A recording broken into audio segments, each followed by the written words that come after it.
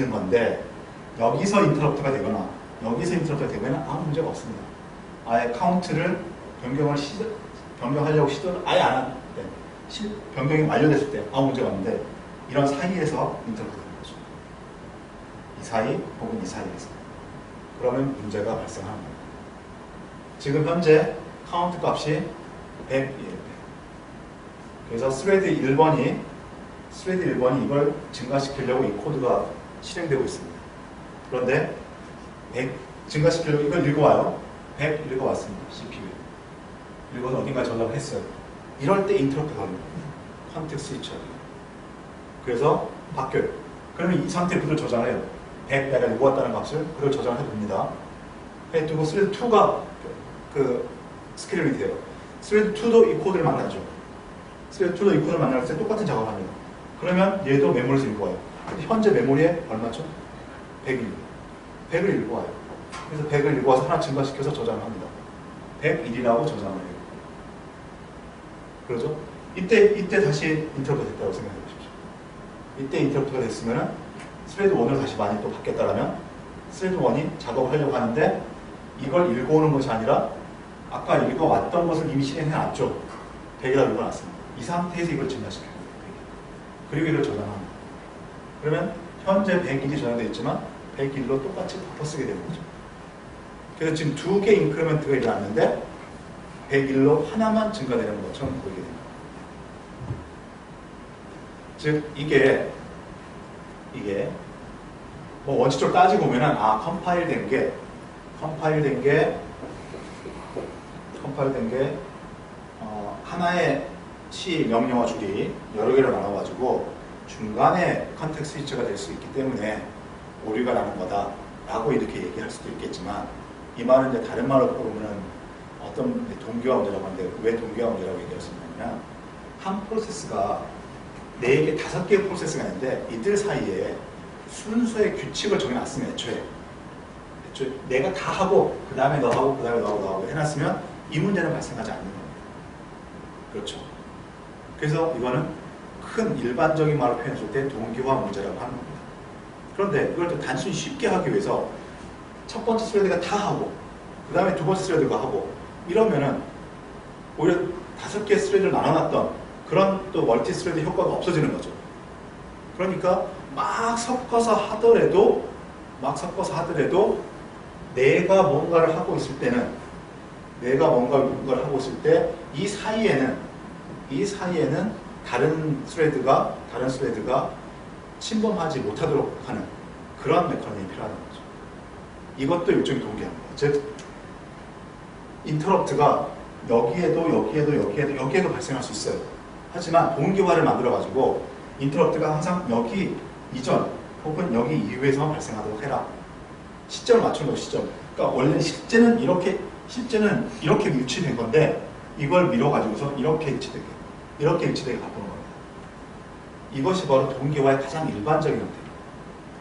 우리가 동기화는 프로그램 실행을 위해서 뭔가를 맞춰주는 거라고 했는데 컴퓨터 시스템 상에서 프로그램 실행의 가장 낮은 단위는 명령 하나하나 실행 단위고 이 명령 하나하나 실행 단위에서 내가 원하는 대로 프로그램의 실행을 이렇게 순서를, 시간의 흐름을 변경시킬 수 있는 것, 늦춰주고 밀어주고 할 수 있는 것이 동기화의 가장 일반적인 형태라는 거죠. 이 동기화의 가장 일반적인 형태를 이용해서 웨이트도 만들 수 있는 거고 네트워크에서 통신에서의 블락킹 모드도 만들 수 있는 거고 이 변수의 잘못된 오류도 방지할 수 있는 거고 이렇게 되는 거죠.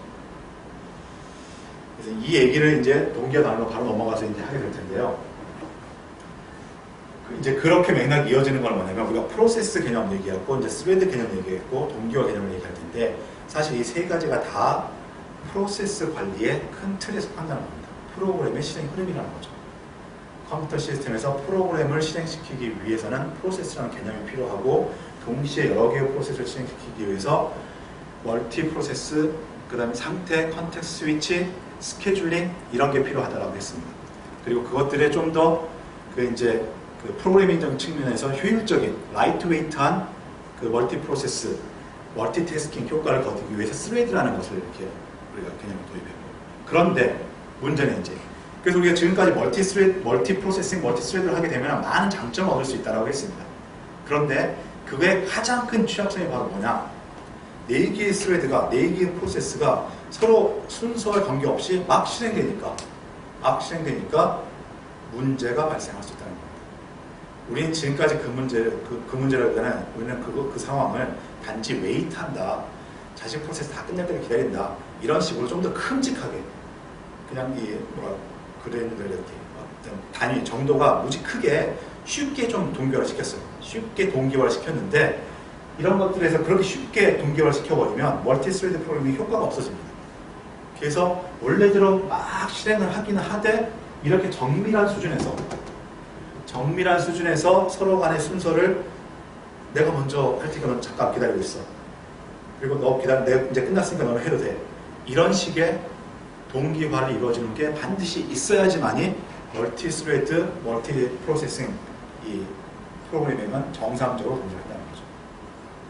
그래서 이제 개념적으로 보면은 처음 여러분이 프로세스를 이해했을 때만큼이나 이제 어렵게 이해될 부분이 동기화 부분이에요.